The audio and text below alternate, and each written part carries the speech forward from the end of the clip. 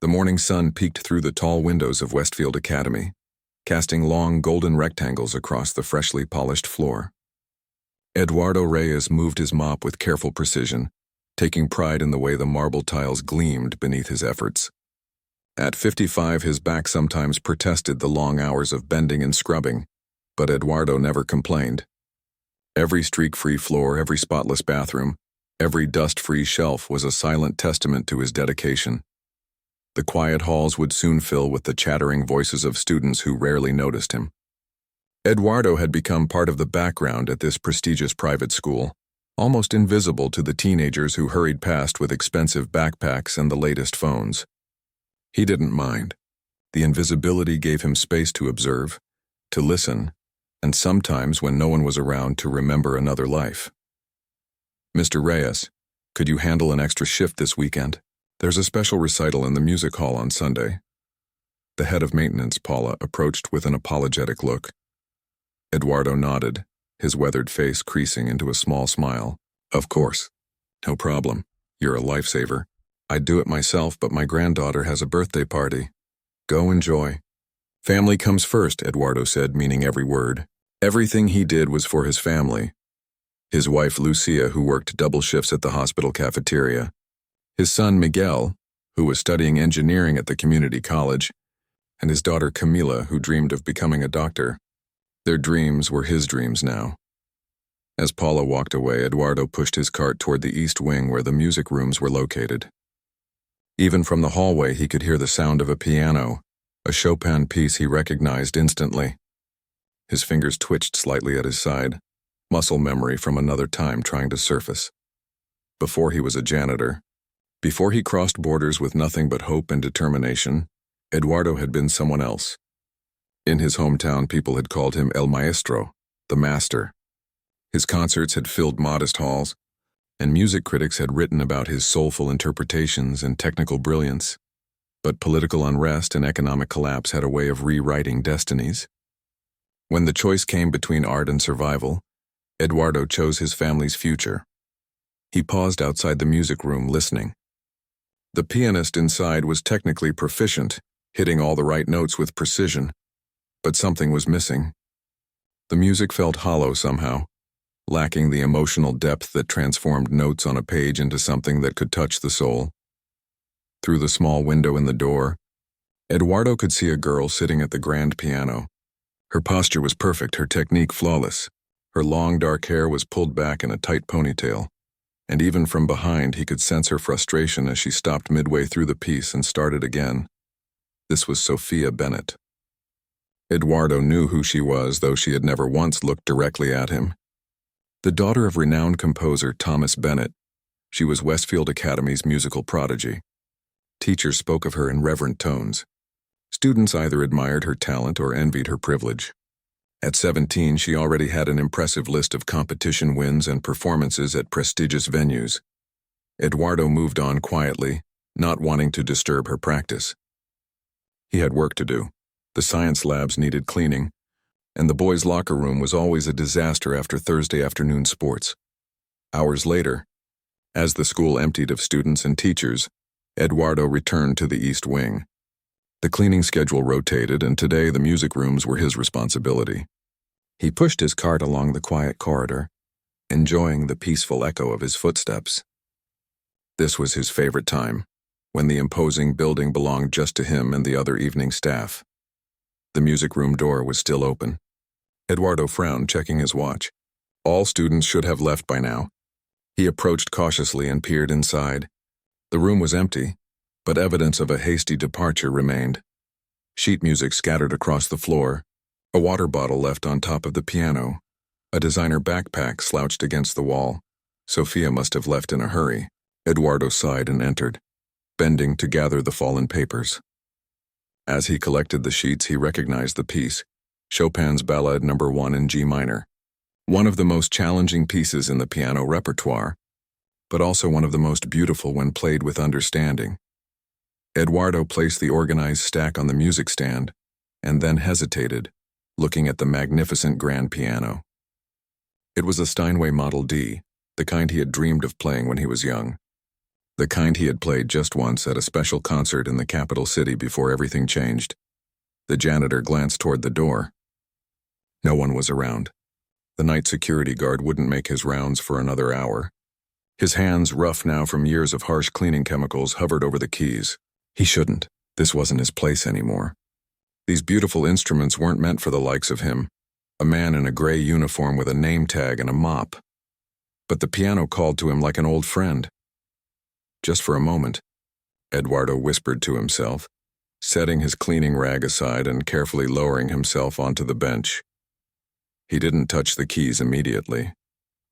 Instead, he closed his eyes and breathed deeply, the way his teacher had taught him decades ago. Feel the music in your heart first, Eduardo, then let it flow through your fingers. When his fingers finally made contact with the ivory, it was like reconnecting with a piece of himself that had been locked away. The opening notes of the ballad floated into the air, tentative at first, then growing in confidence as muscle memory took over.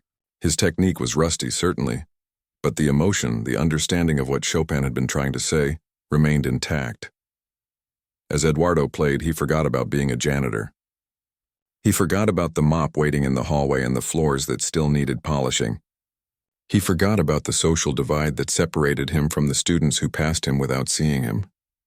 For these precious minutes, he was just a man making music, his soul speaking through his fingers. The piece built to its passionate climax, his hands dancing across the keys with increasing urgency.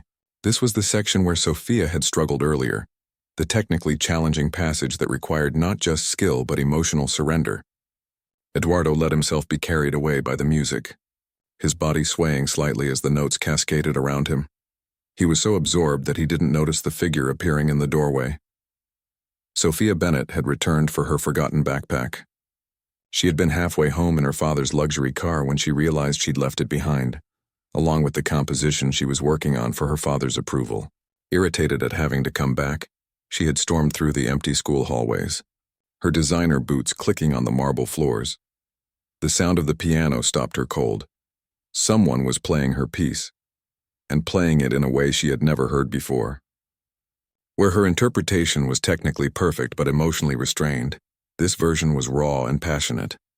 The pianist was taking liberties with tempo and dynamics that her strict classical training wouldn't allow. Yet somehow it worked. It felt right. It felt like what Chopin must have intended. Slowly, Sophia approached the door and looked inside. Her eyes widened in disbelief. The school janitor, the old man she had seen countless times but never acknowledged, was playing her competition. Piece with a mastery that made her own efforts seem childish. Eduardo reached the final notes of the piece, letting them hang in the air like a lingering question before resolving to a gentle conclusion. In the silence that followed, he became aware of his surroundings again. His hands, which had briefly remembered their former grace, returned to being the calloused hands of a working man. He sighed deeply, a mixture of satisfaction and sorrow washing over him. That's when he heard voices in the hallway. Students who had stayed late for extracurricular activities were passing by. And there in the doorway stood Sophia Bennett, staring at him with an unreadable expression. Eduardo stood up quickly, nearly knocking over the bench. "I'm sorry," he stammered, reaching for his cleaning cloth. I didn't mean to." Before Sophia could respond, 3 other students appeared behind her, curious about the music they had heard. When they saw Eduardo at the piano, their reactions ranged from surprise to amusement. "What's the janitor doing at the Steinway?" a boy in an expensive sweater asked, loud enough for Eduardo to hear. "Maybe he thinks he's going to be discovered," another joked, causing the third to snicker. Eduardo's face burned with embarrassment as he tried to return to the role they expected of him, the invisible man who cleaned their spaces and disappeared without a trace. He moved toward his cart in the hallway, keeping his eyes downcast. "Hey," the first boy called out, "you shouldn't touch that piano. Do you know how much that costs?" "More than you make in a year." The laughter that followed cut through Eduardo like a knife, not because he cared what these privileged teenagers thought of him, but because for a brief moment he had forgotten his place in their world. He had allowed himself to remember who he once was, who he might have been in another life. Sophia remained silent, her eyes moving from Eduardo to the piano and back again. There was something in her expression, Not quite mockery like her peers, but something else. Curiosity, perhaps, or recognition of something she couldn't quite name. No one expected what would happen next. No one could have predicted how this moment would change both their lives forever. The laughter of the wealthy students bounced off the walls of the music room, each echo cutting deeper into Eduardo's dignity. He kept his eyes fixed on the floor, the same floor he had polished to perfection earlier that day. How foolish he had been to think he could cross the invisible line that separated his world from theirs. "Come on, guys. That's enough," said one student, though his words carried more boredom than genuine concern. "I was just checking if it was clean," Eduardo said quietly, reaching for his card in the hallway. The lie tasted bitter on his tongue, but pride made him reach for any excuse. "Well, maybe stick to what you know next time," the boy in the expensive sweater said, still chuckling. "Leave the piano to people who can actually play." The irony of the statement might have made Eduardo laugh in another lifetime. Instead, he nodded and began to back away, eager to disappear into the familiar invisibility of his job. But as he turned to leave, a voice stopped him. "Wait." The single word hung in the air, clear and commanding. The laughter died instantly. Sophia Bennett stepped forward, her expression unreadable. The other students watched her with a mixture of curiosity and respect and the kind of automatic deference given to someone at the top of the social hierarchy. "That was Chopin's Ballad No. 1. You were playing," she said, looking directly at Eduardo for what might have been the first time ever. Eduardo nodded cautiously. "Yes.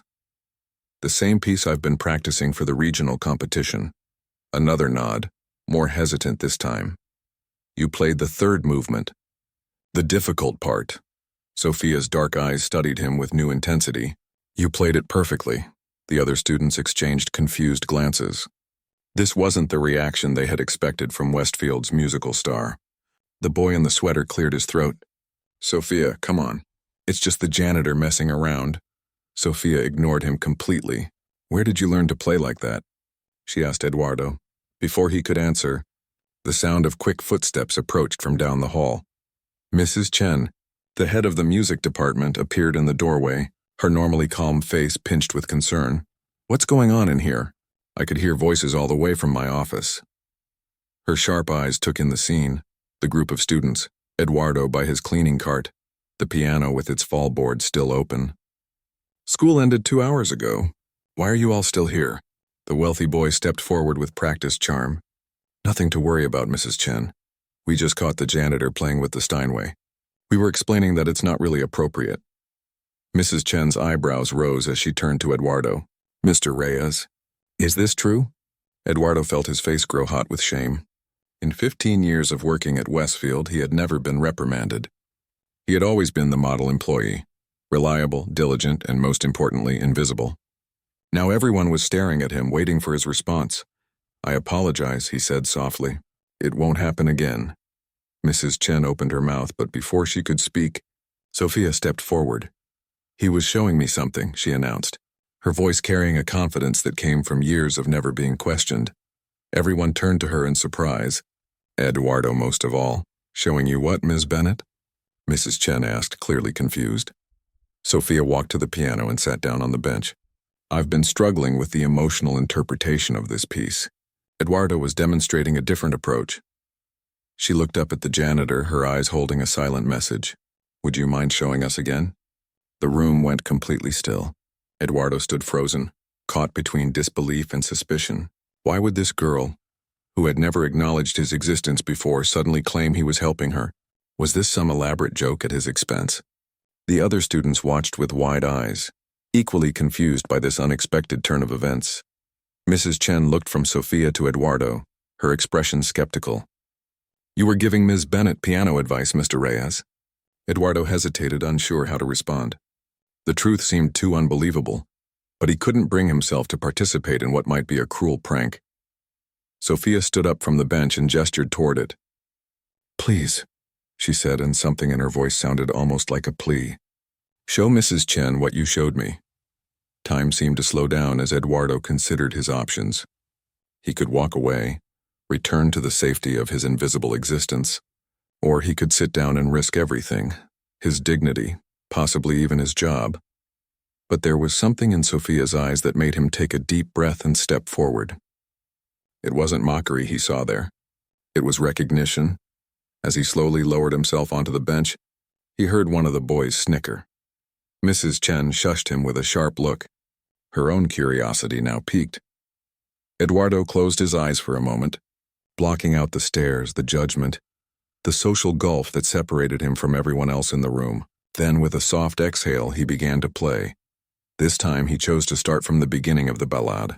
The opening notes rose into the air, gentle and questioning like the start of a story told in hushed tones. His fingers, though roughened by years of manual labor, moved with surprising delicacy across the keys.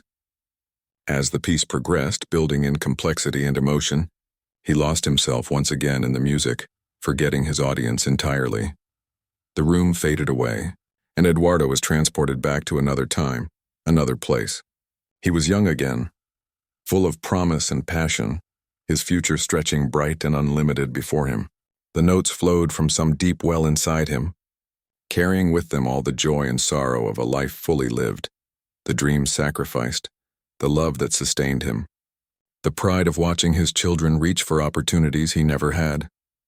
When he reached the challenging passage that had frustrated Sophia earlier, his hands moved with confident grace, not just hitting the right notes but telling a story through them. The technical difficulty of the passage disappeared beneath the weight of its emotional truth. As the final notes faded into silence, Eduardo slowly became aware of his surroundings again. The room was completely still. He kept his eyes on the keyboard, afraid to look up and see mockery or worse, pity on the faces around him. "My God," Mrs. Chen whispered, finally breaking the silence. "That was extraordinary." Eduardo raised his eyes cautiously. Mrs. Chen was staring at him with an expression of complete astonishment. The students looked equally stunned, their earlier amusement replaced by confusion and reluctant admiration. And Sophia was watching him with tears in her eyes. "How?" she asked simply. "How do you play like that?" Eduardo's hands rested quietly on his lap now, the brief moment of magic already fading. "Practice," he said softly. "And life." Mrs. Chen stepped closer, studying him with new eyes. "Mr. Reyes, that was a concert-level performance. Where did you learn to play like that?" The question hung in the air, forcing Eduardo to confront a past he rarely spoke about. The students were all staring at him now, seeing him, really seeing him for the first time. "I studied at the National Conservatory, back in my country," he said finally. "A long time ago? You were a professional pianist?" Mrs. Chen asked, her voice filled with disbelief. Eduardo nodded slightly. "For a while, before revolution tore his country apart. Before inflation made his savings worthless. Before he had to choose between his art and his family's survival. Before I came here," he finished simply. Sophia looked from Eduardo to her sheet music and back again. "I've been playing this piece for months," she said, her voice uncharacteristically humble. "My technique is perfect. Everyone says so, but it still doesn't sound like that." She gestured toward the piano. "It doesn't make people feel anything." The wealthy boy who had laughed the loudest earlier shifted uncomfortably. "Come on, Sophia. You're the best pianist at Westfield. Everyone knows that." But Sophia wasn't listening to him. She was looking at Eduardo with an intensity that made him want to turn away. "You have something I don't," she said. "Something that can't be taught in lessons or learned from books." Mrs. Chen was still watching Eduardo with a thoughtful expression. "Ms. Bennett has a point, Mr. Reyes. Technical proficiency is one thing, but what you just demonstrated goes far beyond that." Eduardo stood up, suddenly uncomfortable with all the attention. This wasn't his world. Tomorrow, these same people would expect him to clean their classrooms and empty their trash. The momentary respect in their eyes would fade, and the natural order would reassert itself. "I should finish my work," he said, moving toward his cart. "I still have the science wing to clean." "Wait," Sophia said again, that same commanding tone that had stopped him earlier. But this time, when he turned back to look at her, her expression had changed. The cool confidence was gone, replaced by something that looked almost like desperation. "Will you help me?" she asked. The question was so unexpected that Eduardo wasn't sure he'd heard correctly. "Help you?" "With the piece." with understanding how to play it like you do. Sophia glanced at Mrs. Chen, then back to Eduardo. I have the technical skills, but you have the soul. I need that if I'm going to win the competition. The other students were staring at Sophia as if she'd lost her mind. The idea of Westfield's star musician asking the janitor for help was beyond their comprehension.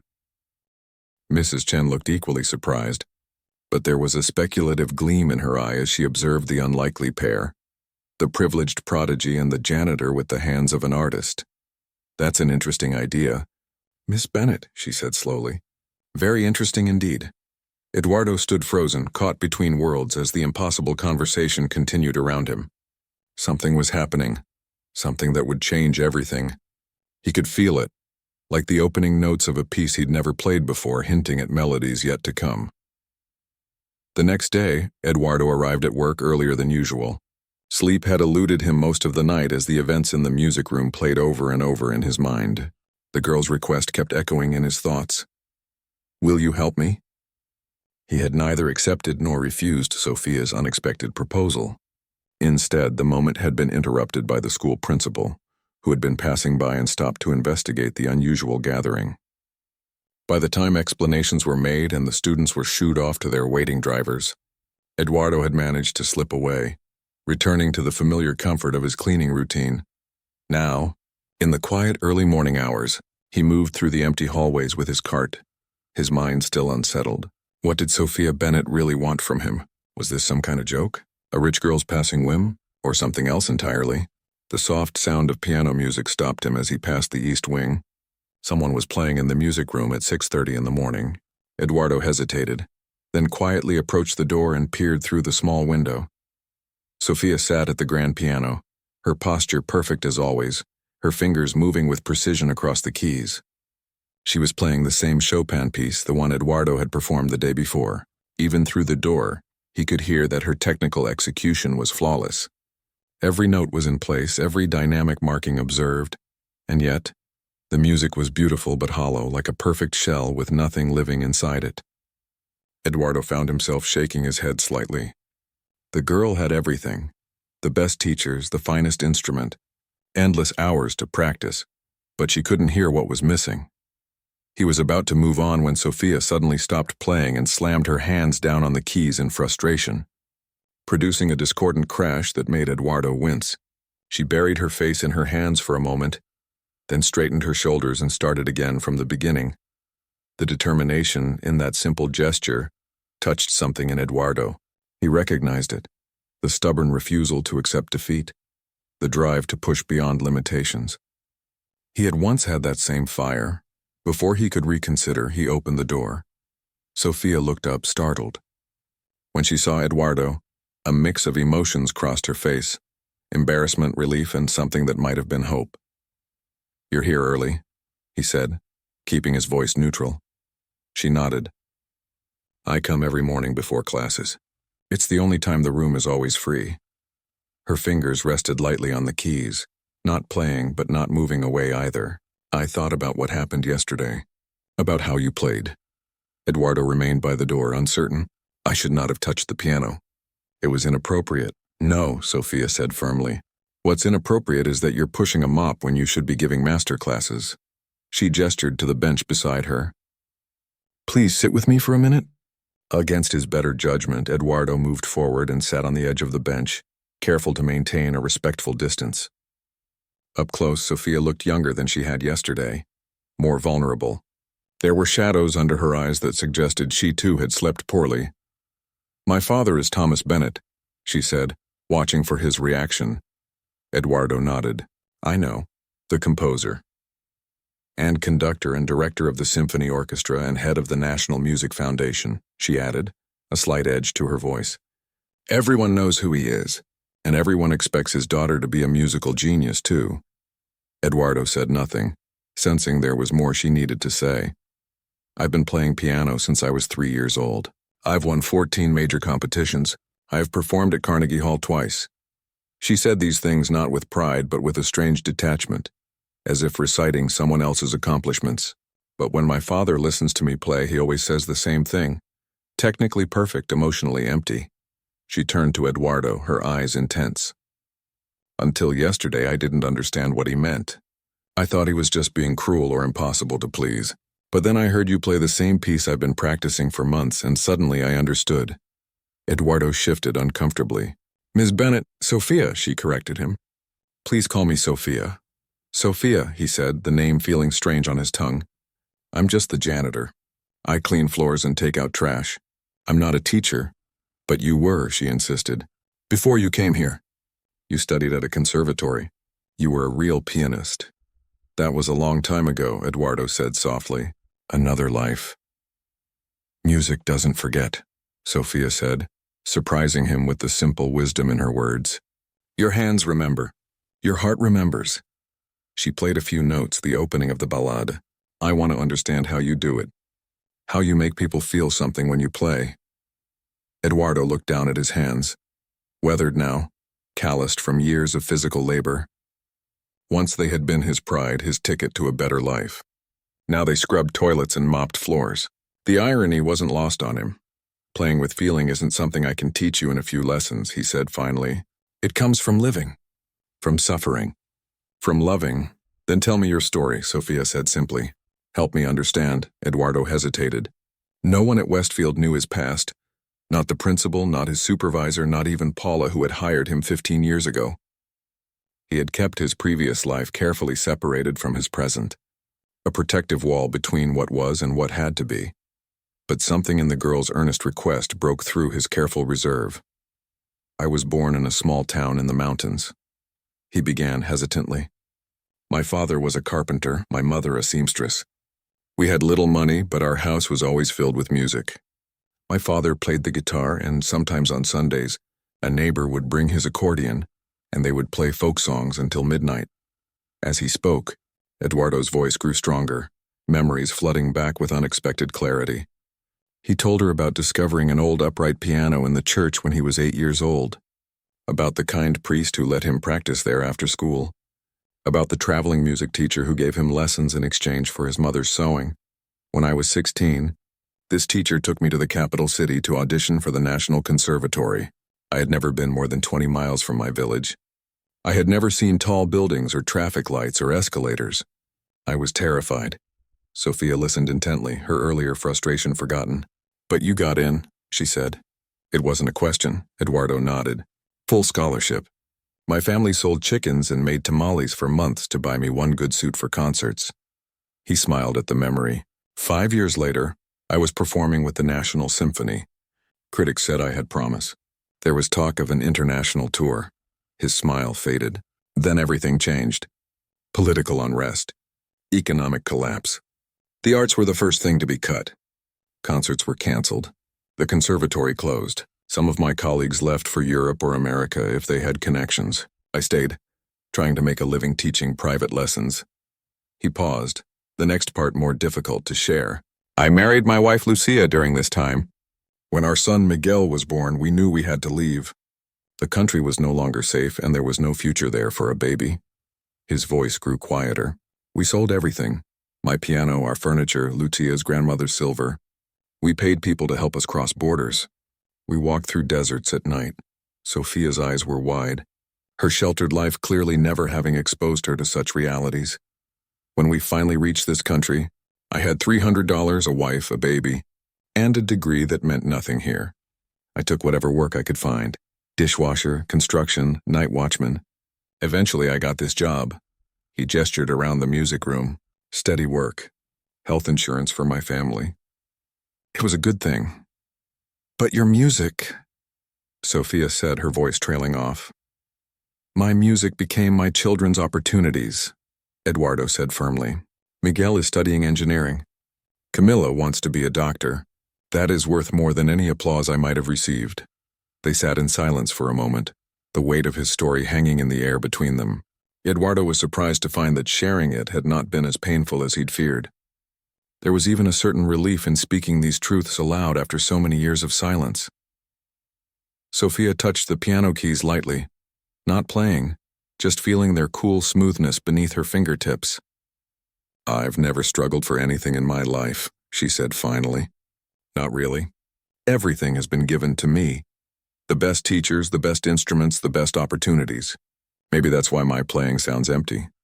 Eduardo shook his head. No. Having an easy life doesn't mean you can't be a great artist. But you have to find your own truth to express, not your father's expectations, not your teacher's instructions. Your truth. Will you help me find it? Sophia asked again, her voice soft but determined. Eduardo looked at the clock on the wall. The school day would be starting soon. Students would begin arriving, teachers would fill the hallways, and he would need to return to his role as the invisible man who kept their spaces clean. I can't be your teacher, he said finally. I'm the janitor. It wouldn't be appropriate. Disappointment clouded Sophia's face. But before she could protest, Eduardo continued. But I can be here. Early mornings like this if you want to play for me sometimes. I can listen and perhaps make suggestions. A slow smile spread across Sophia's face, transforming it completely. For the first time, Eduardo saw past the polished exterior to the young woman beneath. Earnest, hopeful, and suddenly very human. Tomorrow morning, then? Same time? She asked, trying to contain her excitement. Eduardo nodded, already wondering if he was making a terrible mistake. Tomorrow morning. As he pushed his cart away from the music room, Eduardo felt strangely lighter, as if something long dormant was beginning to awaken.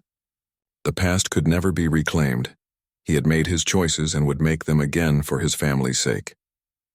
But perhaps in this unexpected way, a small piece of who he had once been might live again. Neither of them noticed Mrs. Chen standing in the shadows of the hallway, having witnessed their entire conversation with thoughtful interest. The early morning sessions continued for 2 weeks. Every day, Eduardo would arrive at the school an hour before his shift officially began, and every day Sophia would be waiting in the music room, her fingers already warming up on the keys. Their unusual arrangement remained their secret, or so they thought. On this particular morning, Eduardo sat beside Sophia on the piano bench, listening as she played through the ballade. Her technical execution remained flawless, but something had begun to change in her interpretation. There was a new thoughtfulness to her playing, moments where she lingered on a phrase or softened a passage in ways that weren't marked in the score, but somehow felt right. When she finished, she looked at him expectantly. Their routine had developed naturally. She would play, he would listen, and then he would offer observations, never direct instructions. You're thinking too much, Eduardo said gently. I can hear you counting in your head, planning each expression. The music needs to breathe through you, not be controlled by you. Sophia sighed in frustration. I don't know how to stop thinking. That's how I was taught, to plan every detail, to execute precisely. Eduardo considered this for a moment. Close your eyes, he said finally. She raised an eyebrow but did as he asked. Now tell me about the first time you fell in love with music. Not because your father expected it or because you were good at it. The first time it made you feel something real. Sophia kept her eyes closed, her forehead creasing slightly as she searched for the memory. I was 6, she said slowly. My father was away on tour and my mother took me to the park. There was a street musician playing a violin. Nothing fancy, just folk songs and movie themes. But people were stopping to listen, dropping money in his case. Some were even dancing. A small smile formed on her lips as the memory came into sharper focus. I remember tugging on my mother's hand, begging her to let me stay longer. There was something about the way everyone came together around his music. Rich people, poor people, old, young, none of it mattered. They were all just happy, connected. She opened her eyes. That's when I knew I wanted to make music too. Not to win competitions or impress critics, but to make people feel something the way that violinist did. Eduardo nodded, understanding. That feeling. That's what you need to find again when you play. Not the perfect technique. Not your father's approval. That pure joy of connection. He pointed to the sheet music in front of them. Chopin didn't write this piece to win a competition. He wrote it because he had something to say that words couldn't express. Sophia stared at the music as if seeing it for the first time. What was he trying to say with this piece? That's for you to decide, Eduardo answered. For me, it speaks of longing. For home, for something lost that can never be reclaimed. But perhaps to you it says something different. The greatest music speaks to each listener in their own language. He gestured toward the piano. Play it again, but this time don't play it for the judges. Don't play it for your father. Play it for that little girl in the park who fell in love with a street musician's violin. Sophia closed her eyes for a moment, centering herself. When her fingers touched the keys this time, something was different. The opening notes seemed to hang in the air with a new poignancy, a questioning that felt genuinely curious rather than technically precise. As the piece progressed, her body swayed slightly with the music, no longer rigidly upright but moved by the emotional current of the piece. Eduardo watched in quiet amazement as Sophia's playing transformed before his eyes.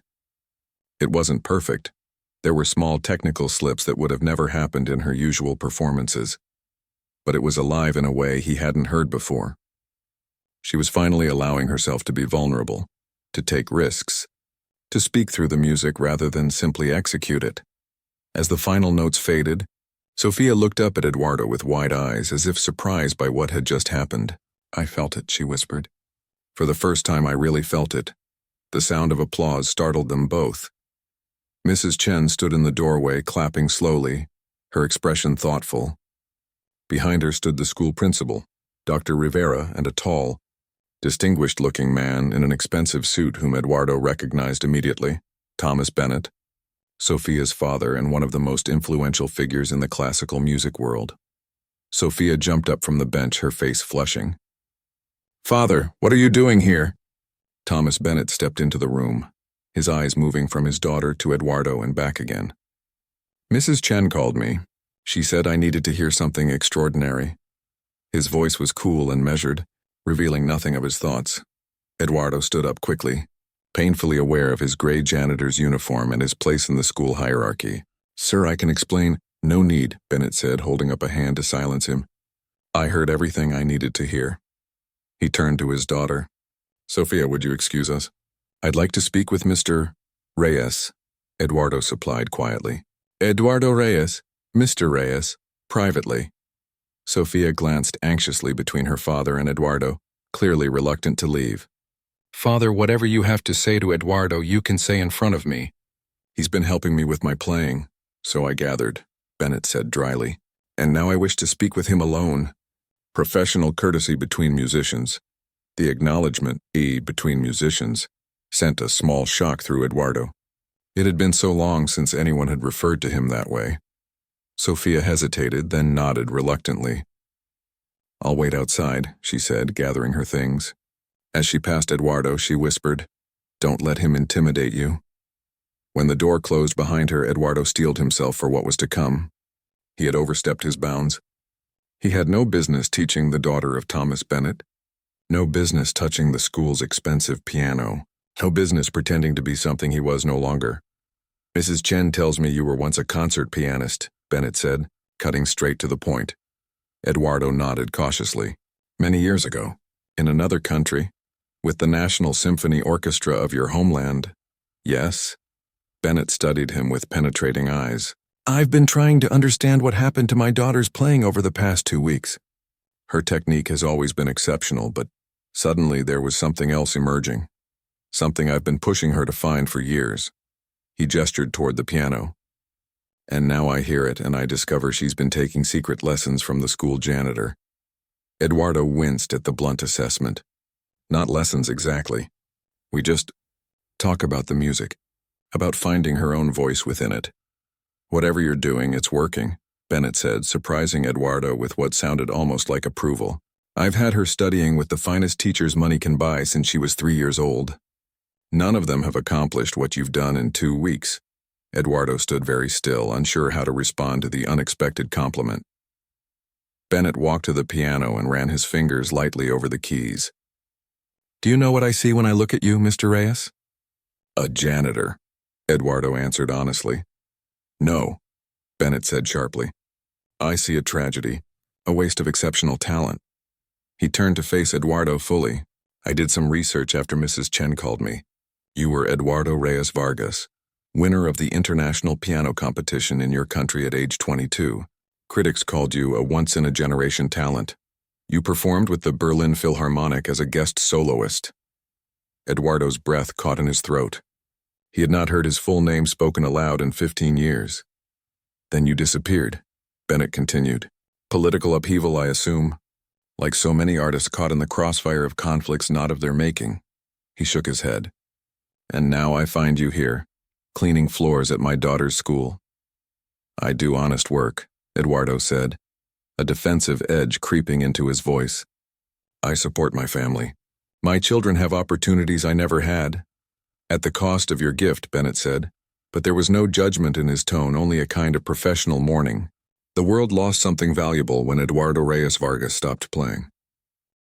Eduardo felt a familiar ache in his chest, the grief he had learned to live with, the mourning for a life that could have been. We all make choices, Mr. Bennett. I made mine. Bennett nodded slowly, accepting this. Indeed. And my daughter has made hers, to learn from you regardless of your current occupation. He straightened his shoulders, coming to some internal decision. The regional competition is in 3 weeks. Sofia needs to be ready. She will be, Eduardo said before realizing he had no business making such assurances. Yes, she will, Bennett agreed, because you're going to continue working with her. Officially this time, not in secret morning sessions. Eduardo stared at him in disbelief. Sir? I've spoken with Dr. Rivera and the Board of Trustees. We're creating a new position, artist in residence. The salary is modest, but it comes with reduced janitorial duties and official time allotted for mentoring Sofia and other promising students in the music program. Eduardo felt as if the floor beneath his feet had suddenly shifted. I don't understand. It's simple, Mr. Reyes. You have something to teach that cannot be found in conservatories or technique books. My daughter needs that knowledge if she's ever going to be more than technically proficient. And perhaps, Bennett paused, studying Eduardo's face. Perhaps the world needs to be reminded that Eduardo Reyes Vargas still exists. Eduardo shook his head, overwhelmed. I haven't performed in public for 15 years. I haven't even owned a piano. That can change, Bennett said simply, if you wanted to.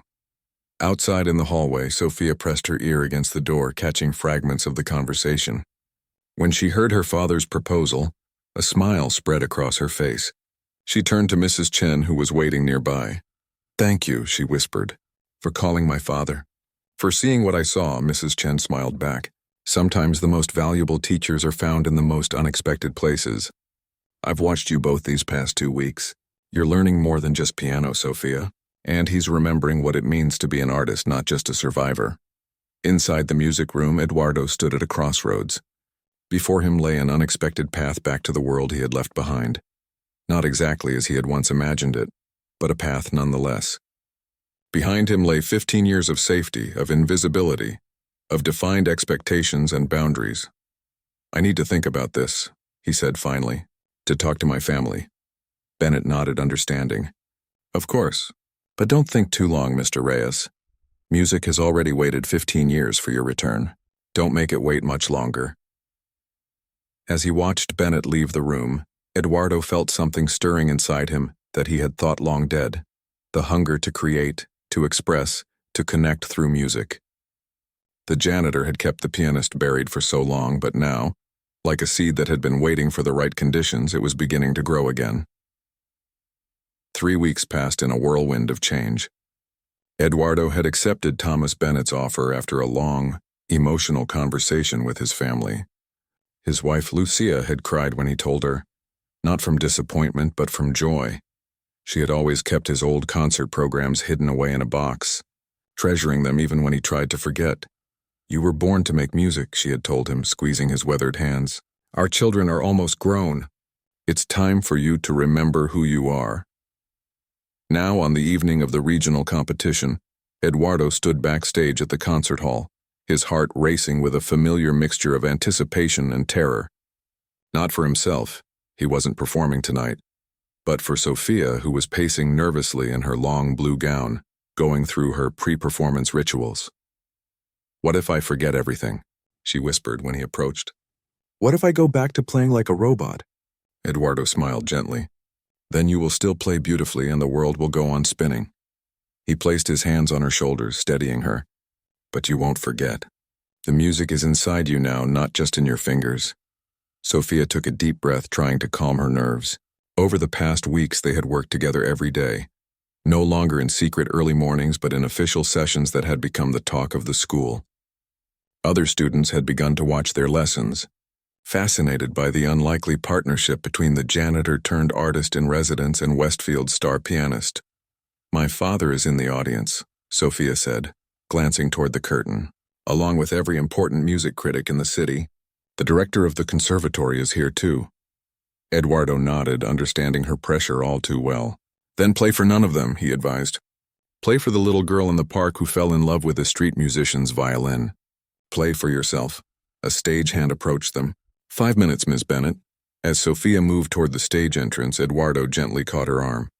"Remember what we talked about? The story you're telling through this piece." She nodded, a new determination replacing the nervousness in her eyes. "Not just notes on a page. A journey." "Your journey," Eduardo corrected. "No one else's." He watched as she walked onto the stage, the audience's applause washing over her. From his position in the wings, he could see Thomas Bennett sitting in the front row, his expression inscrutable as always. Beside him sat Mrs. Chen and Dr. Rivera, along with several of Sophia's classmates who had come to support her. Even the wealthy boy who had once mocked Eduardo for touching the piano. The hall fell silent as Sophia settled herself at the grand piano, adjusting the bench, taking a moment to center herself. Eduardo held his breath as her hands hovered above the keys, praying she would remember everything they had worked on, everything she had discovered about herself through this process. The opening notes of Chopin's ballad floated into the air, tentative at first, questioning. Eduardo closed his eyes, listening intently. Yes. She was finding her way into the piece, not rushing, allowing each phrase to breathe naturally. As the music progressed, building in complexity and emotion, he could hear Sophia's unique voice emerging through Chopin's notes, her understanding, her interpretation, her truth. When she reached the challenging passage that had once frustrated her so deeply, her fingers moved with both technical precision and emotional freedom, the combination they had worked so hard to achieve. There was no hesitation now, no mechanical execution. The music flowed through her as if she had written it herself, as if she were telling her own story through these notes composed nearly 2 centuries ago. Eduardo found himself moving closer to the stage, drawn by the transformation he was witnessing. This was no longer the technically perfect but emotionally empty playing of the privileged girl he had first encountered. This was an artist coming into her own, finding her voice, sharing her soul through her music. As the final notes of the piece resonated through the hall, there was a moment of profound silence, that magical pause between the end of a truly moving performance and the audience's reaction, when the spell of the music still hangs in the air, too precious to break. Then the applause began, scattered at first, then building to a thunderous ovation as people rose to their feet. Eduardo could see Thomas Bennett standing, his usual composure cracked by visible emotion. Beside him, Mrs. Chen was wiping tears from her eyes. Sophia stood and bowed, her face flushed with the joy of connection. As the applause continued, she turned toward the wings where Eduardo stood watching, and gestured for him to join her on stage. Eduardo shook his head quickly, stepping back into the shadows.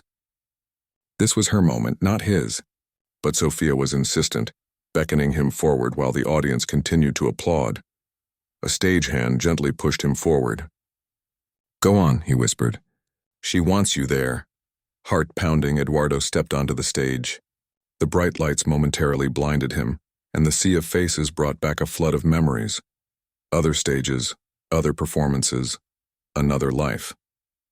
Sophia took his hand and pulled him center stage beside her, then raised their joined hands in a gesture of shared triumph. "Ladies and gentlemen," she said into the microphone, her voice steady and clear despite her emotion, "I want to introduce you to my teacher, Eduardo Reyes Vargas." A murmur went through the audience at the name. The older music critics exchanged surprised glances, whispering to each other. Eduardo felt a flush of embarrassment mixed with an unexpected pride as Sophia continued. 3 weeks ago, I was just a technically proficient pianist with nothing to say. Then I heard this man play, a janitor at my school who most of us walked past every day without seeing. He showed me what music really is, not just notes on a page, but a language of the heart. She turned to Eduardo, her eyes shining with gratitude. Everything beautiful you heard tonight came from his teaching, from his generosity in sharing his gift even after the world had forgotten him. The audience applauded again, this time for Eduardo. He stood awkwardly, unused to such attention after so many years of invisibility. In the front row, he could see his wife and children watching with tears in their eyes. Miguel was filming everything on his phone, while Camilla was clutching her mother's hand, both of them beaming with pride. As the applause finally died down, people began to leave their seats, the competition moving on to the next performer. Eduardo made his way off stage with Sofia, feeling slightly dazed by the experience. "You were magnificent," he told her as they returned to the waiting area. "Truly magnificent." "Because of you," she insisted. "Because you showed me how to find my own voice." Before Eduardo could respond, they were surrounded by people, judges offering congratulations, critics asking for interviews, students from Westfield expressing newfound respect. Thomas Bennett stood at the edge of the group, watching the scene with thoughtful eyes. When the crowd finally dispersed, Bennett approached them. "Well done, Sophia," he said, his usual reserve softened by genuine pride. "Your best performance yet." "Thanks, Dad," she said, embracing him briefly before turning to include Eduardo in their circle. "Did you hear how the audience responded?" Bennett nodded, then turned to Eduardo. "Mr. Reyes Vargas, I owe you an apology. When I first learned you were working with my daughter, I thought it was a curious experiment at best. I was wrong." He extended his hand. "You've given her something no amount of money or conventional training could provide." Eduardo accepted the handshake, still slightly overwhelmed by everything that had happened. "She did the work. She found her courage." "With your guidance," Bennett insisted. He glanced at his daughter, then back to Eduardo. The director of the conservatory was quite impressed. "He's asked if you might consider guest lectures next semester." Eduardo's eyes widened. "Guest lectures?" "At the conservatory?" Bennett smiled slightly. "Just the beginning, I suspect. The music world has a long memory, Mr. Reyes Vargas, and it has missed your voice." As Bennett moved away to speak with the competition organizers, Eduardo's family rushed over to congratulate him and Sofia. His children hugged him tightly, saying how proud they were, while Lucia simply took his hand and squeezed it, her eyes saying everything words could not. "Eduardo," she said softly, using his full name in a way that always signaled something important. "Remember what I told you when we first came to this country? That someday, when the children were grown, you would find your music again?" He nodded, his throat tight with emotion. "Today is that day," she said simply. Later that evening, after the awards had been presented, Sofia won first place, to no one's surprise, and the celebrations had wound down. Eduardo found himself alone in the now empty concert hall. He walked slowly toward the grand piano that still stood on stage, its lid closed, waiting for the next day's performances. He sat down on the bench and carefully lifted the lid, revealing the gleaming keys beneath. For so many years he had been Eduardo Reyes, the invisible janitor who cleaned floors and emptied trash cans. Before that, he had been Eduardo Reyes Vargas, the promising young pianist whose career had been cut short by circumstances beyond his control. Now, as his fingers touched the keys and began to play, softly at first, then with growing confidence, he realized he was finally becoming something new, simply himself, a man reconnecting with his deepest passion, neither defined by past glory nor limited by present circumstances. The music rose and fell in the empty hall, heard by no one but himself. Yet somehow, in that private moment, Eduardo felt more seen, more truly recognized than he had in 15 years. Tomorrow would bring new challenges, guest lectures to plan, a talent long dormant to resurrect, a path forward to forge. The wealthy students who had once mocked him would now sit in his master classes. The janitor's uniform would hang in his closet, a reminder of the dignity of honest work and the unexpected paths life could take. But tonight, there was just this, the piano, the music, and the feeling of coming home to himself after a very long journey. As the final notes faded into silence, Eduardo closed the piano lid gently and stood up. Outside, his family was waiting to take him home. Sofia was celebrating with her father and friends. Life was moving forward in ways he could never have imagined just a few short weeks ago. When a rich girl had caught him touching her piano, sometimes, Eduardo reflected as he walked toward the exit, the most important audiences weren't in concert halls at all. Sometimes they were the people who saw something in you that you had forgotten was there.